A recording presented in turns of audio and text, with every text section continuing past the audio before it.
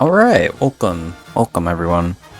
Today we're going over some MTG Kamigawa Neon Dynasty spoilers.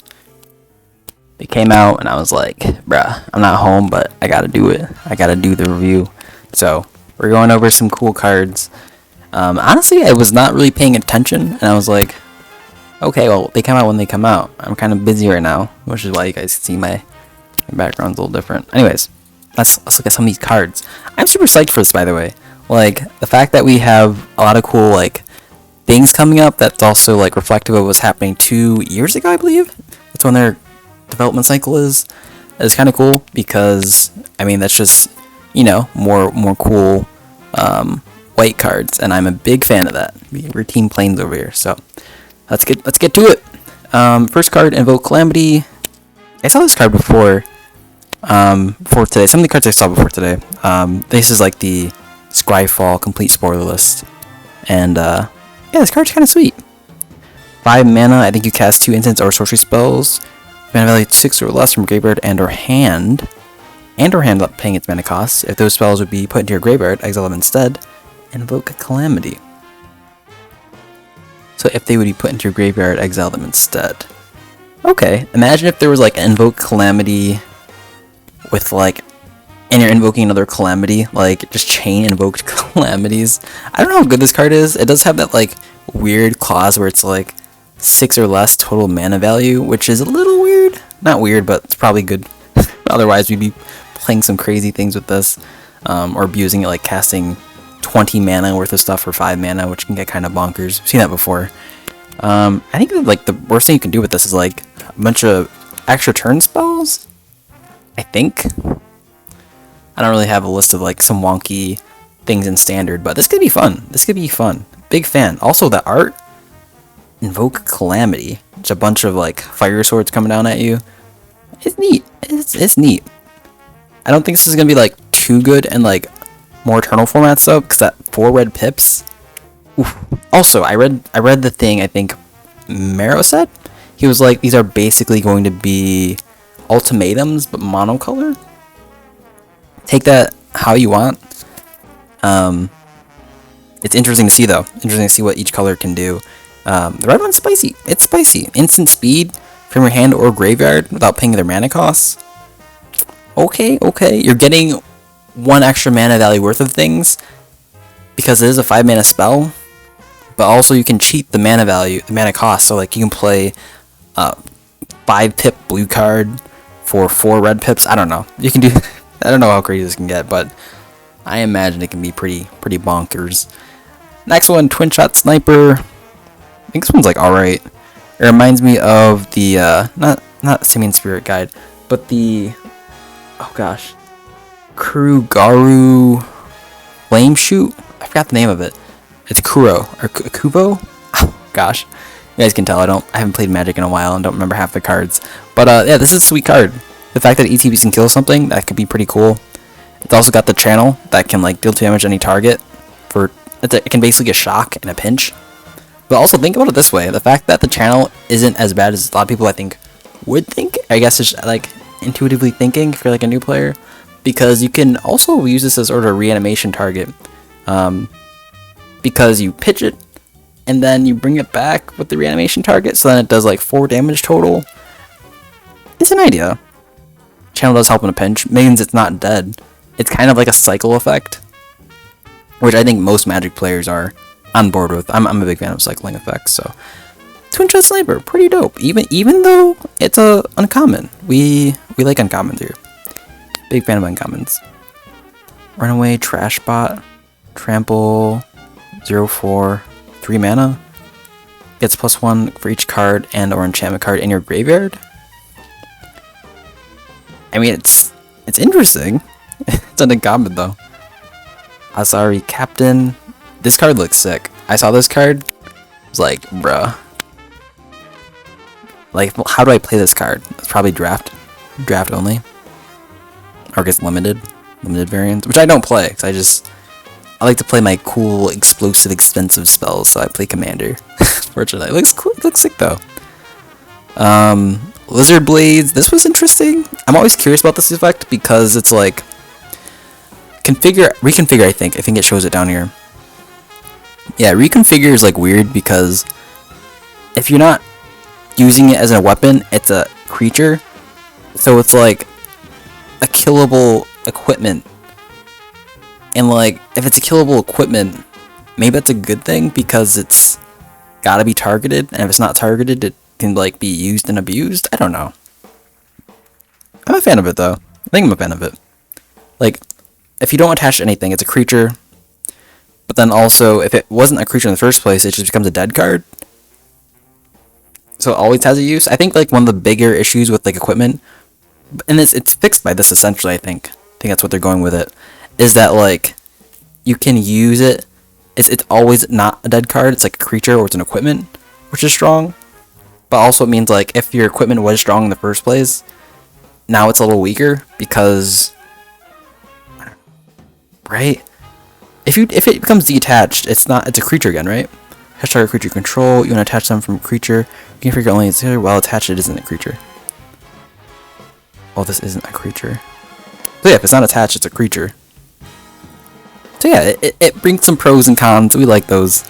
That brings a lot of fun stuff. So, Lizard Blade's sick. Also, is this like a robot lizard that happens to be like pointy?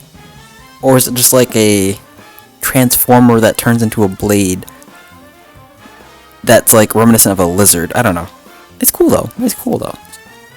2 mana for a 1/1 double strike? It blocks a lot. Also, it does some decent damage.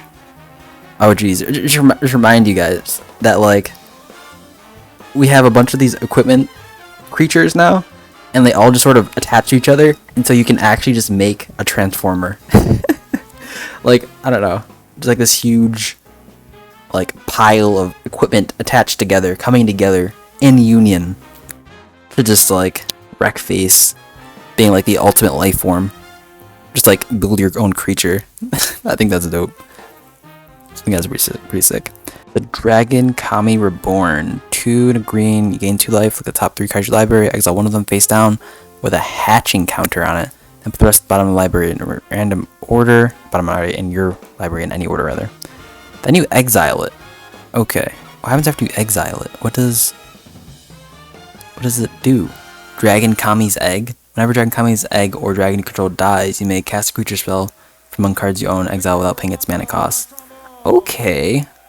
So it's just like a, I gotta forget the name of the card. Just cheat things in. Granted, it does take you some time. It is a cute card though. Reality Chip, another equipment card, which also is a legendary artifact creature, equipment jellyfish. That's a huge type line.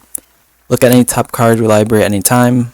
As long as Reality Chip is attached to a creature, you may place land and cast spells from the top of your library. Reconfigure 2/4. Has to be attached. Because it itself isn't attached to anything.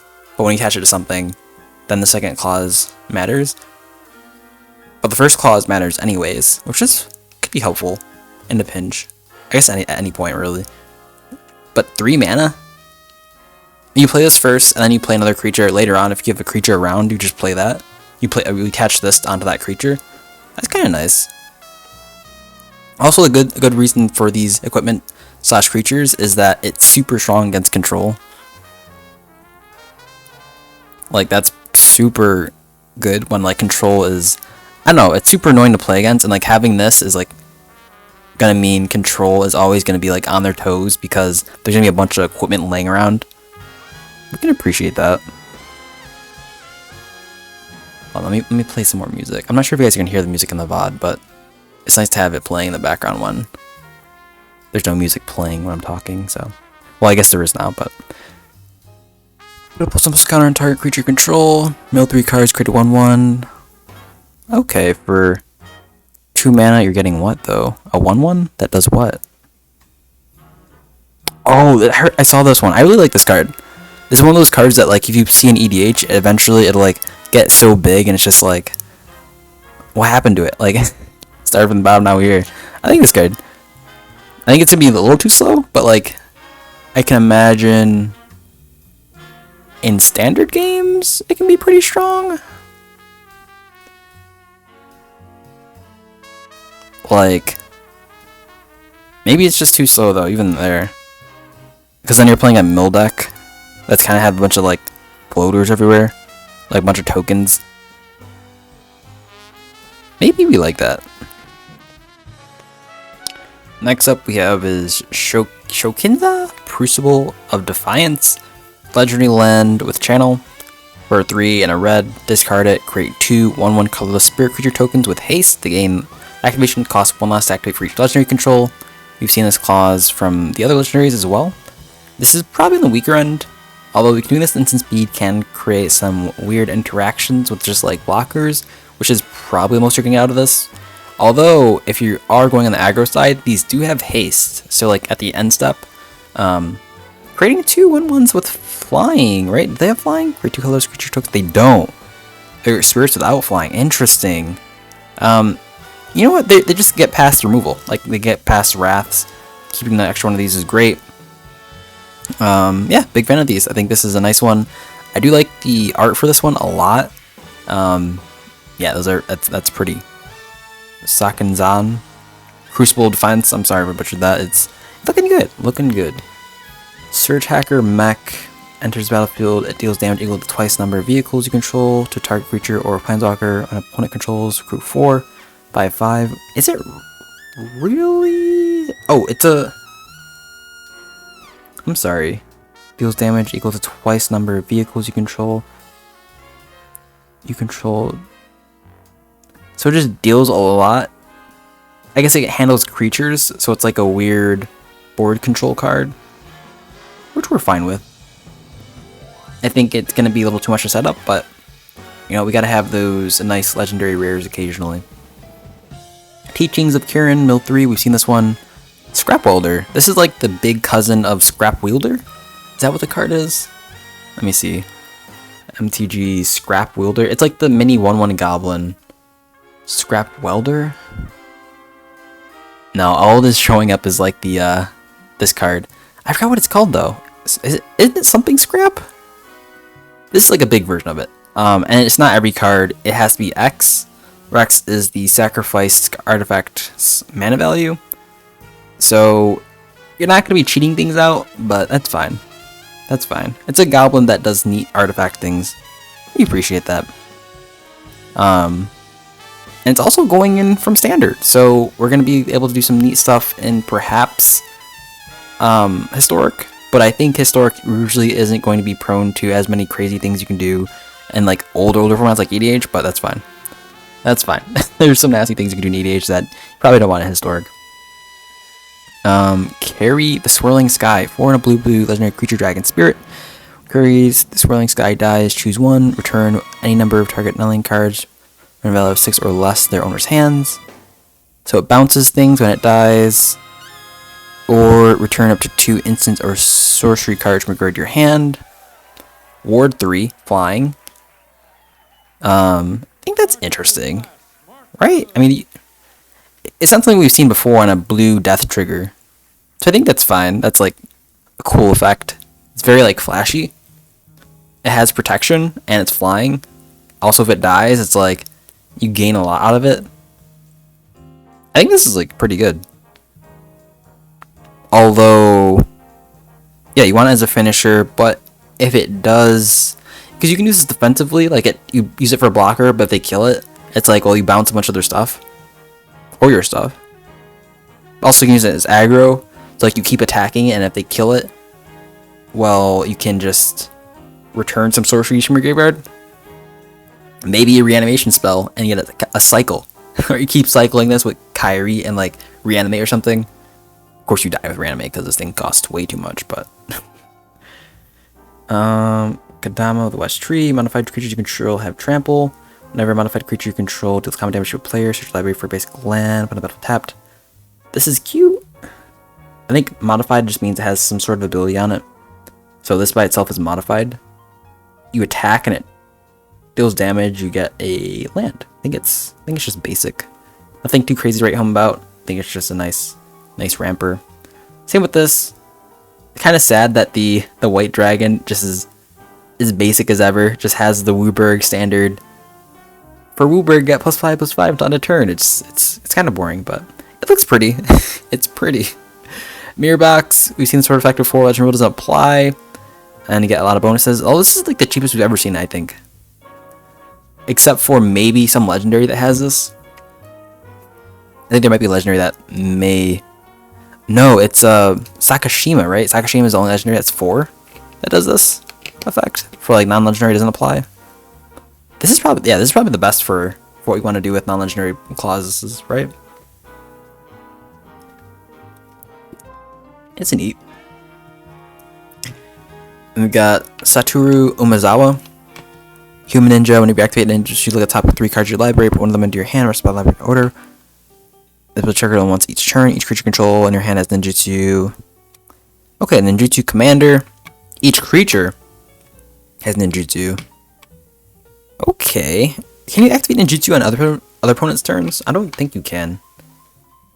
This could be cool though. Ninjutsu on all your creatures without having to play ninjas everywhere. I think that's kind of sweet. Kind of scary too, right? With a bunch of ninjutsus you can have on these ninjas. Like, you never know what's coming. Also, it doesn't matter. Ninjutsu can be fun. It can be fun because, like, you just never know what's going to happen. Invoke Despair. This is the black Invoke. Which I think is neat. Probably on the weaker end. Target opponent sacrifices a creature. If they can't, they lose 2 life. You draw a card and repeat this for a process for enchantments and planeswalkers. So I imagine a lot of times, like, you're going to kill a creature and then draw 2. Which for 5 mana is kind of weak. I think it's kind of weak. Jin-Gitaxis, Progress Tyrant, 5 and a blue legendary creature. Whenever you cast an instant or sorcery spell, copy that spell, you may choose new targets for the copy. The spell only triggers once each turn. Copy a permanent spell, becomes a token. Whenever opponent casts an artifact, instant, or sorcery, counter that spell. This ability triggers only once each turn. Oh, they both trigger only once each turn. It kind of reminds me of the Innistrad Jace. It protects itself. But like the worst part about this card though is if you become, which I think happened a lot with the old Jin-Gitaxis, if you're the arch nemesis, with this one, it's not surviving too long. Like, this is like more so for the one-on-one format, where like the once each turn doesn't matter too much because you only have one opponent that can go after it. But with this, it's like, well, someone casts a cheap spell at it, okay, it gets countered, but the next person can just kill it afterwards. It's probably needed though. I wouldn't say, because I think some people are comparing it to their old variations. I think this one is just generally weaker. Generally. But that's fine. That's fine. Next up, AO Dawn Sky, 3 and white, legendary creature, Dragon Spirit, Flying Vigilance. We like Vigilance because, of course, you can attack and then keep it back to block, and if they kill it, well, you're looking for them to kill it anyway. Poor thing's got destined to die. When it dies, look at the top 7 cards of your library, put any number of non-land permanent cards with mana value 4 or less from among them onto the battlefield, put the rest of the bottom layer in random order. Put 2+1 counters on each permanent you control that's a creature or a vehicle. The last one seems kind of greeny to me. Like, maybe, yeah, the grass one seems kind of greeny to me, but the first one is interesting, because I think it would have been cool to see white develop its card advantage as this weird sort of random on top of your library onto the battlefield type of thing. Maybe they're going with that, because we haven't seen too much draw recently. Maybe we'll see more. But like, I like this effect as like a white card draw instead. Or like the whole planes thing. Maybe they're still going to do that for like the ramp effects of white, but I like this sort of effect better for white card draw. It's kind of random, but also kind of like limited. I don't know. And it's permanent base, which is white's supposed to be good at permanent base things. To an extent, right? every other color has permanent base things too, so white just can do all of them very badly. So I've been told. And then we got this one, Besage Who Endures. This card is just all-star. If you guys haven't seen it, make sure you check it out. Basically, destroy target artifact, enchantment, or non-basic land. An opponent may search your library for a basic land card and put it onto the battlefield, then shuffle. So it's kind of just like a weird Path Exile or Assassin's Trophy that's green. So now we've got like this full, well, I guess green has been able to do this sort of effect because from EDH point of view, you've always had like Song of the Dryads. And also you've had like, right, these things can do it. It's like a weird polymorph, all colors have sort of this sort of thing. Which is fine, but this is like super strong because it is a land that can do it. And if you just by chance have like another creature on the battlefield, a historic creature, I'm sorry, not a historic, a legendary creature, it's just 1 green for that. Ooh, imagine like playing liquid metal coating and this. Ooh, that's fun. That would be fun. This card is sick, yeah. Gorgo Disciple Receive, Imperial Subduer, Junji Midnight Sky. This is probably an aggro card if I've ever seen one. 5 mana for 5/5 that attacks. If it dies, they lose 2 life and discard 2 cards. But also, if they kill it, return a non-dragon card from your graveyard to the battlefield. Lose 2 life. I think it would have been fine. No, it wouldn't have been fine if it was just like comes back from itself. I was like, as long as it can't trigger some other effect, like comes back once. Maybe it had like a counter effect, but that'd been too much to keep track of. We got Tatsunari Toad Rider, 2 and a black. How long is this video? We're at 20 minutes so far. Whenever you cast an enchantment spell, if you don't control a creature named Kaimi, create a Kaimi legendary black-green frog creature token with whenever you cast an enchantment spell. Each one loses 1 life and you gain 1 life. For 1 and a blue and a green, target frog you control can't be blocked at the starting step by creatures with flying or reach. Okay, probably not going to be that much of a played card. But that's fine. That's fine. I saw a lot of like talk about the Moonsnare prototype. I don't really get it. Tap an untapped artifact or creature you control. And you have to tap this as well. Add a colorless. Discard Moonsnare prototype donor. To its for 5 mana though? For a removal spell kind of? It can stop like Thassa's oracles, but that's about it. I don't know what's crazy about this card. I gotta look on competitive EDH, see why people talk about that card.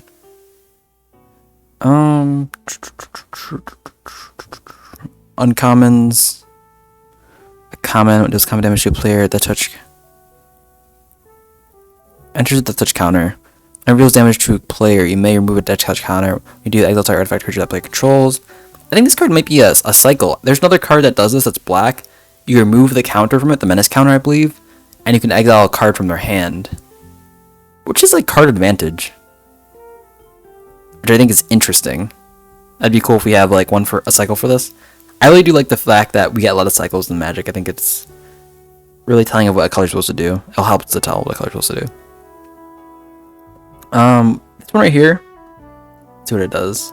I believe you exile a few cards from your hand. Or exile a card from the top of your library, up to 2. You get more selection if you pitch more. Not as crazy the white one that I talked about. Because you do only get more filtering? That what people call it? But if you're playing only 1 red into this, it's gonna be nice. But also you can pitch like an extra blood moon to it, which could be nice. Not my cup of tea. But that could be useful. I think that's it for the day. I think that's it. I talked about March of Otherworldly Light, which I think will be pretty good. I think the rest are sort of meh. But yeah, tell me what you guys think about these cards. What do we think about these? I kind of want to find a name for March of Otherworldly Light other than how long it is, because it's a good card and I think it's going to be played everywhere. So finding a name for it is like paramount. Being the first person to bring it up to talk about it would be cool. Do you guys have names for it? Let me know. But we'll end it there. Thanks for watching, and peace out.